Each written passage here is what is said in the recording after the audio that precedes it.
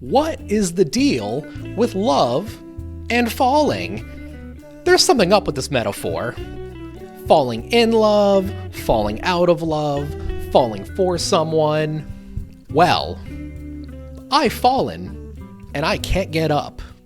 Jerry Seinfeld, comedian, dependable friend, lover, and aromantic. So throughout the show's 9-season run, Jerry had over 70 girlfriends and he didn't fall in love with a single one. The dude even dropped the ball with Jane Levy's. Niles would be very disappointed. Fraser, I need a hug. Go. And I know what you're thinking. Jerry is kind of a man-child and he's overly tedious towards his romantic partners, but trust me, he is aromantic and just totally lacks any sense of a romantic attraction. It's a less discussed part of the overall queer community, but they're steadily gaining more recognition through online communities and proper representation in media. First, we're going to explore what makes Jerry aromantic and how his lack of romantic attraction affects his social roles and expectations as a straight man. And we'll answer the question if he's a positive example of aro representation. It's ultimately my goal to get Jerry Seinfeld on the cultural representation section of the Aromanticism Wikipedia article, right next to Jaden Animations. And before I really get into this, I have to give credit to my friend Nik for coming up with the original hypothesis behind this video, and I would like to give credit to my Aro Ace expert Brooke, informing me on how the Aro community just goes about their everyday relationships. If for whatever reason you can't tell, I am bisexual myself, and I experience romantic attraction. So I somewhat get the aro experience, but only to a certain extent, and I want to reassure my aro viewers that I'm approaching this subject from a place of understanding, but also curiosity and respect. Who is Jerry Seinfeld? Okay, we're going to be talking about the character Jerry Seinfeld and not the person, because if you've heard from him in the last while, there's really not much hearing. There'll be some funny stuff we can watch on TV tonight. Well, guess what? Where is it? This is the result of the extreme left and PC crap and people worrying so much about offending other people. Mm-hmm. You know, Pop-Tarts. Be sure to Google Jerry Seinfeld 17. So Seinfeld is a 90s sitcom that takes place in Manhattan, and the show revolves around a comedian named Jerry Seinfeld with a cynical influence from series co-creator Larry David of Curb Your Enthusiasm fame. In the show, Jerry refers to himself as single, neat, and thin. Not that there's anything wrong with that, Jerry. His life on the show essentially revolves around how a comedian finds new material for their stand-up, and throughout a show, his stand-up will often coincide with the topics being discussed. And a major part of the show are his three friends, George, Elaine, Kramer. Oh, and they're all narcissists. And there's also this running gag that, Seinfeld's a show about nothing, because in one episode, the entire episode took place in a Chinese restaurant where nothing happened. I would say a lot happened in that episode. This cliche that Seinfeld is a show about nothing, it's kind of a nothing burger. I think I can sum up the show for you with one word: nothing. From the book Seinfeld and Philosophy, they go into how the show investigates morality. The structural aspects of Seinfeld lend themselves neatly to a focus on right and wrong action. In fact, Seinfeld lends itself to a moral consideration more so than any other challenging dramas depicting activities of law enforcement or institutional medical treatment, which are often praised as programs where difficult moral decisions are being presented. So that's 5 lines that just basically means Seinfeld is a show that's regularly debating the right and wrongs of everyday life. Is it a pizza when the dough is kneaded or when the pie comes out of the oven? And also on the show, dating is often a reoccurring theme, and it's usually serving as the subtext for a larger issue being explored in each episode. You have things like pet names, appropriate speaking volume, or the effects of cold water on the corpus cavernosum. Also, a big recurring joke is how Jerry finds faults in all of his girlfriends, and more subtly, that he is completely disgusted by romantic attraction. First off, we have to go into Aromanticism. What even is aromanticism? It's the lack of romantic feelings, obviously. Aromanticism is a romantic contraction which describes people whose experiences of romance is disconnected from normative social expectations, commonly due to experiencing little to no romantic attraction, but also due to the feeling of being repulsed by romance or being uninterested in romantic relationships. And before there's any debate or question on this, people that are aromantic are of the LGBTQ plus community. They represent the A along with asexuals and allies. I see you guys. Aromanticism and aro people, they exist along a spectrum, and it's normally paired with asexuality, hence the term aro-ace, but we're only focusing on people that lack romantic attraction while maintaining a sexuality. Examining romance brings up a lot of questions, like what specifications or intentions make similar actions romantic or sexual? And separating romantic and sexual attraction, it is not a foreign concept to most people. I would say most people are pretty in tune with that. We do it for things like hookups, friends with benefits, hoot nannies. No one needs to be falling in love after a sloppy hoot nanny. Couldn't decide if he was really sponge-worthy. And when you bring up aromanticism, you also have to ask the question, what even is romance? And let's keep it simple. I'm not going to make a video on Victorian era courting practices. The Wikipedia definition is surprisingly thorough, albeit kind of wordy. Romantic love is a motivational state typically associated with a desire for long-term mating with a particular individual. It occurs across the lifespan and is associated with distinctive cognitive, emotional, behavioral, social, genetic, neural, and endocrine activity in both sexes. In human terms, romance is that burning feeling, a passion that comes with physical side effects, butterflies, sweating, the notion that this sensation can literally transcend time, space, and death. To put out or enrage this fire, one would intentionally follow the usual activities associated with romance, like dating and courtship. If you want the pretentious answer, and I know you do, it's a friggin' video essay. Here's a passage from Kahlil Gibran's The Prophet. Love has no desire but to fulfill itself. But if you love and must needs have desires, let these be your desires. To melt and be like a running brook that sings its melody to the night. To know the pain of too much tenderness. To be wounded by your own understanding of love, and to bleed willingly and joyfully. To wake at dawn with a winged heart and give thanks for another day of loving. To rest at noon hour and meditate love's ecstasy. To return home at evening tide with gratitude, and then to sleep with a prayer for the beloved in your heart and a song of praise on your lips. I'm out. How does Jerry exhibit aromanticism? Throughout the show's run, Jerry is constantly dating, fornicating, and spending time with women, yet he never seems to develop any feelings for them. Even his most romantic-looking relationships seem to fall apart before the 22-minute mark. But Tuna, introducing a mainstay girlfriend would disrupt the show's whole interpersonal dynamic. Shut up. There were multiple season-long relationships featuring other members of the main cast, some even bridging multiple seasons, like George and Susan. A simpleton would say, That's just another sitcom lacking proper continuity. And personally, I would disagree. Jerry's aromanticism is who he is, and the writers remain true to that for, 180-something episodes? Jerry's attitude towards the prospect of love usually ranges between anywhere from apathy to disgust, depending on the particular episode, and if the writers need him to be particularly odd that episode. Aromantic people may feel similarly towards romance, with feelings ranging anywhere from just a complete lack of awareness that someone is in love with them, to just complete and utter feelings of repulsion. In the episode The Opposite, Jerry's girlfriend breaks up with him and he's totally calm about it, as if he didn't feel anything romantically. Oh, I don't think we should see each other anymore. Oh, that's okay. No, it's fine. No problem. I'll meet somebody else.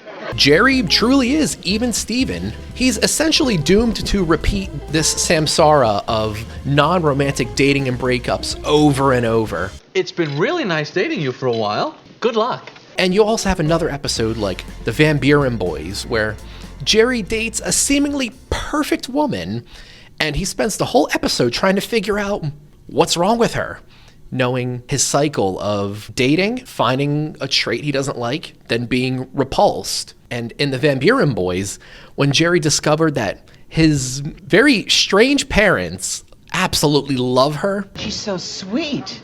And smart. Do you like her? he completely rejected any romance in the situation whatsoever. Now I'm not so sure. Hell, even Jerry's most affectionate relationship, Schmoopy from the Soup demonetization episode. You know something? No soup for you! And it seems to fall apart at the prospect of soup. Who chose soup over a woman? It was a bit. And personally, I would argue most Arrow people would prefer soup to romance. And this episode highlights the depth of the aromantic experience and how Jerry is able to separate things like a public display of physical chemistry and romantic feelings. Here's this quote from the AUREA. These same affectionate actions, such as cuddling, receiving heartfelt gifts, terms of endearment, etc., can feel comfortable or uncomfortable to some aromantic people, depending on whether or not they're intended to be romantic or not. And the great thing about this episode is that it highlights the complexity of the aromantic experience, that Arrow people are mentally able or even hardwired to automatically separate things like physical affection and love. And if you look deeper into the episode, Jerry seemed to be very into her physically and in terms of just chemistry and enjoying being around her. And it was so off-putting to the other characters that even they were a bit shocked. George and Elaine both thought it was very gross of George remarking, "I don't understand him. Jerry and his girlfriend are kissing in the soup," redacted line, and Jerry chooses soup over his girlfriend. And in the episode, their relationship ends at the 11-minute mark, not even halfway through. So that just shows the shallowness or non-existentness of this love that wasn't even there. And at the end of the episode, Jerry remarks how they broke up, saying, "Mentally, we couldn't quite make the connection." I don't think Jerry was in love in that episode. Schmoopy, as a word, is just really fun to say. Call your dad Schmoopy, and you'll see what I mean. To aromantics, romance is quantifiable and less mysterious. It has certain attributes that can be counted or calculated. On the Solo podcast, Peter's guest shares her story about using a spreadsheet to assess her failing relationship and how her boyfriend at the time refused to look at the spreadsheet. I had this relationship back in 2009 with a guy, and we had a big blow-up fight, and I ended up making a spreadsheet. There were rows, and those were each of the issues I'd identified. And then each column was him and me. When I tried to discuss the spreadsheet with him, he would not discuss it with me. Immediately after hearing this, a relationship spreadsheet sounds incredibly Seinfeldian. I can't believe Astrid broke up with me. She wouldn't even look at the spreadsheet. Not look at the spreadsheet. Pfft, Jerry, she doesn't get love the way you do. No respect for the spreadsheet. How can women expect us to excel in relationships? And what's also even funnier is that Jerry is seen viewing relationships as, and I'm quoting Nik Hampshire's example, equations to plug in different values. Do you feel anything? What's your phone call frequency? When she comes up, you cleaning up a lot? So you have to ask her out, how's the date imply? She got anything in your medicine cabinet? So you like her? Is there any Tampax in your house? You don't know? Both of these things would fit very neatly into a spreadsheet. Romantic actions don't come naturally to some aromantic people. Those actions may feel like a script to act out to make their partner happy. And I even forced myself to read Jerry Seinfeld's book that for some reason he published one. It's kind of like an airplane book. There's really, it's full of words, but they don't say anything. It's just a reprinting of his jokes that he already told on stage on the show. So if you're a fan of Jerry and you buy his book, he's double dipping the joke. And in this book, he remains in character the entire time. Like, he is Jerry the character, not Jerry the person. There's an entire chapter on dating and sex, and at one point he says sex should come with like its own rule book. For the few pages he wrote on relationships, there is zero reference to love, affection, or really anything romantic. The character Jerry Seinfeld, he views relationships as logistical arrangements rather than, a heartfelt connection. And he uses these kind of metaphors to separate himself from love, calling these institutions made of guilt, torture, and pain. The show as a whole has a pretty negative attitude towards love. And the show's creative mantra was no hugging, no learning, which I would argue ultimately made the show a lot funnier, because heartfelt moments, especially when they're unnecessary, they can really drag down a show and just throw off the momentum completely. And the characters in Seinfeld, particularly the supporting cast, they're often punished for falling in love with the main cast. Just look at George and Susan. Stuck in a loveless engagement, George is absolutely tortured by not chasing his true amour, Marissa Tomei. 327 and 55. The 327 didn't come out till 62, and it wasn't offered in the Bel Air with a 4-barrel carb till 64. And Susan ends up kicking the bucket from licking toxic wedding invitations. It is the ultimate punishment for falling in love with George Costanza. And that's excluding the roster of unrequited love Jerry has doled out over the 9 seasons. So I think Banya is in love with Jerry, so do with that what you will. And then there's the Jerry-Elaine dynamic. Elaine, interestingly, fills the token role of a Jerry X that doesn't leave the show completely or view him in complete disgust. She has a little disgust, just as a treat. And what's interesting about this dynamic is that there was never a will they, won't they with them, like in other sitcoms like Frasier and my boy Niles and Daphne. And romantic tension, it just wouldn't work for Seinfeld because the characters are just narcissists, and these romantic moments would require genuine tenderness that none of these characters are even capable of having. The will they, won't they dynamic of Jerry and Elaine, it was tested one time. And of course, it was in season 2. It took Seinfeld a while to get its feet off the ground. Season 2, you can skip it. So in season 2 episode The Deal, Jerry and Elaine both agreed to become friends with benefits, thinking, if we can combine this and that, it'll be great. And they purposefully created rules to avoid all these kind of complications and remain romantically detached from one another. George is shocked after learning they slept with each other, while Jerry is just nonchalant. After having intercourse at Elaine's apartment, Jerry doesn't want to spend the night, and Elaine is clearly hurt by this, and Jerry is just completely romantically detached from her. But seeing that she is hurt, he tries to kiss her goodnight as the way to console her disappointment rather than actively trying to pursue something romantic. Even though Elaine is clearly shown to be developing feelings for Jerry, she knows that what's most important is preserving the friendship. The two have intercourse again by the episode's end because Jerry is willing to be uncomfortable to save the friendship, more so than a romantic relationship. As a show, Seinfeld doesn't really hit its stride until the 4th season, so it's understandable why the writers took this route and really tested the characters. In nearly 200 episodes over a lifetime of rewatches, I've never gotten the impression that Jerry and Elaine had feelings for each other, barring that single moment in The Deal, and Jerry didn't even reciprocate those feelings. Hell, I even forget they're exes sometimes. And even amongst Jerry's closest confidants and assumedly perfect matches, he still can't develop any kind of romantic attraction. He's not broken, wrong, or robotic. He is simply hardwired to not fall in love, and that's okay because Jerry is our aromantic icon. A good question that's always brought up is this a fair or three-dimensional representation? And I would argue that the character Jerry Seinfeld is a three-dimensional representation of the aromantic experience. And this discussion is incredibly complex.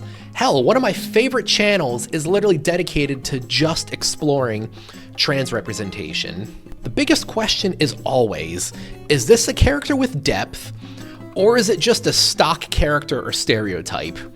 We've all seen like these really bad like queer stereotypes. Hell, even Seinfeld had one. And I would argue that Jerry is a realistic representation of aromanticism. He is a fully developed character outside of his romantic and sexual persuasions. His identity isn't completely shattered if this attribution is taken away, and instead the writers feel comfortable exploring the complexities of the romantic attraction spectrum. And what I really like is that Jerry's experiences show the difficult reality of navigating a romance-centered world and fighting against the cultural norms while lacking the vocabulary to really describe like what he's experiencing. My Aro Ace expert Brooke said something brilliant about aromantic representation in media. I don't need aro representation. I need new types of relationships represented. It's a brilliant point, and there's a multitude of different ways to express affection for people that you really care about, and we'll touch back on that in a bit. And of course, one rebuttal I kept running into was, Jerry isn't aromantic, he's just a man-child. He's scared of commitment. And in some regards, I would say, yeah, he is a man-child. He lives off cereal. He's too old to be that into Superman. And he even drugged one of his dates to play with her vintage toy collection. Tryptophan. And in many other ways, Jerry is a literal child. He lacks a fully developed sense of empathy, something most toddlers have by age 3. Check out this quote from Seinfeld and Philosophy. Even Jerry expresses the desire that his life could be better and happier. Recall in one episode, Jerry and George resolve to find spouses to become men and thus improve their lives. And in the episode The Engagement, Jerry and George remark, "We're kids! We're not men!" And they promise to both sincerely pursue romantic relationships. Also, later in the episode, Jerry's relationship ends up crashing and burning, and George enters into a loveless engagement. So there you go. To some aromantics, losing independence can be a scary feeling. It's not childish to remain a fully solo person. And when faced with his social role of falling in love and being normal, Jerry rejects it. Like most other aromantic people rejecting this fate ascribed to nearly everyone. And in that episode, Jerry faces with the reality of losing his independence and breaks up with his girlfriend again, once resetting that samsara cycle of meeting someone, finding a fault, and ending it, and not falling in love. In Nik Hampshire's Am I Aromantic video, he referenced these very similar feelings of the inherent trade-offs of a romantic connection. There's a kind of a give and take, right? Like you give up your autonomy and your independence, and you're supposed to gain like this swell of love, right? This like connection with a person that is so uplifting and so overwhelming and so fulfilling that it like trumps the what you're giving up of like the autonomy and the independence. The episode ends with newly engaged George shown regretting his decision by realizing that he lost a big part of himself to maintain a relationship. Susan doesn't respect his fashion. She doesn't want to watch what he wants to watch. She doesn't want to talk about appropriate bathroom stall height. It's a big deal. And Jerry also experiences losing out on the single life in the episode The Wife, where his marriage was based upon superficially getting Courtney Cox a discount on her laundry, and the satisfaction of beginning sentences with "my wife." And towards the end of the episode, his agitation with the marriage and even this false commitment ends with Jerry joking, "I wasn't ready for the relationships of a pretend marriage." Even in fake love, Jerry just can't make it work because it's not who he is. And Jerry's greatest outlet for love isn't a life of lovelessness, it's his friends. Throughout the show's run, we've seen the main cast give in to their worst desires for their own selfish means, usually at the expense of each other, and this has never seemed to permanently scar the show's enduring friendships. But Tuna, introducing rifts in the main cast's friendships would disrupt the show's interpersonal dynamic. Shut up. Jerry is the binding force that brings these four assholes together. Hell, George and Elaine have zero chemistry with each other, and they only really bond over making fun of Jerry. Elaine undoubtedly hates George, and Kramer, he is just too out there to be even acquaintances with George and Elaine. But Jerry is their core, and deep down, he secretly loves it. And at other points throughout the show, when Jerry is given the opportunity to expand this friendship bubble, he rejects that as well. I actually only have 3 friends. I really can't handle anymore. Oh. Be it the weird pull boy or Banya. Although I do think Banya is romantically in love with Jerry. I stand by that. Almost every Arrow or Ace person I've had the pleasure of knowing places a lot of stock in their found family, their personal platonic friendships. It isn't a replacement for love, it is a different way of expressing that personal gratitude and closeness with someone. Romance is something that's often prescribed to people to make them feel close to each other, and in many situations, that equation works. But for the Arrow community, that expectation just gets in the way of a sincerely good bond. In my closest relationships, romantic or friendly, there's no work involved. Sure, every relationship requires the necessary effort to keep it alive, but it never feels laborious. I love them, and the thought never really comes up. Jerry deals with a lot of crap from his friends. They're needy, they mooch, they're always having problems, they're insecure, they're kind of dumb, they don't care about the well-being of each other, even Jerry. But this emotional labor, it's never too much for Jerry because he loves it every time Kramer barges through that door and goes to the fridge. Seinfeld is revolutionary in the fact that it proudly gave us a leading aromantic character decades before Tumblr even existed. Jerry showed us the depth and complexity of the Arrow experience. There's more than one way to express affection, and a series dedicated to the love of 4 friends is pretty good for a show about nothing.